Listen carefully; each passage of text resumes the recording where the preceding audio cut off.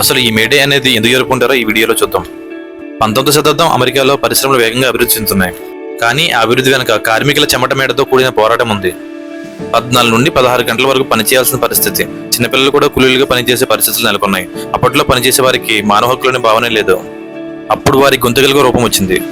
8 గంటల పని, 8 గంటల విశ్రాంతి, 8 గంటలు మన జీవితం కోసం. ఇదే నినాదంతో 1886 మే 1న అమెరికా చికాగో నగరంలో పెద్ద ఎత్తున కార్మికులు రోడ్డెక్కారు. చికాగోలోని హెయ్ మార్కెట్ అనే ప్రదేశంలో భారీగా కార్మికులు నిరసన చేపట్టారు. అయితే నిరసనలు శాంతియుతంగా జరుగుతున్న వేళ అనుకోని విధంగా బాంబు పేలుడు జరిగింది. పోలీసుల కాల్పులు చోటు చేసుకోగా పలువురు కార్మికులు అక్కడికక్కడే మరణించారు. ఈ సంఘటన ప్రపంచవ్యాప్తంగా కార్మిక ఉద్యమాలకు దారితీసింది. 1886 మే 1 చికాగోలో జరిగిన సంఘటన గుర్తుగా ప్రతి సంవత్సరం మే 1 కార్మికుల దినోత్సవంగా జరుపుకోవాలని నిర్ణయించుకున్నారు.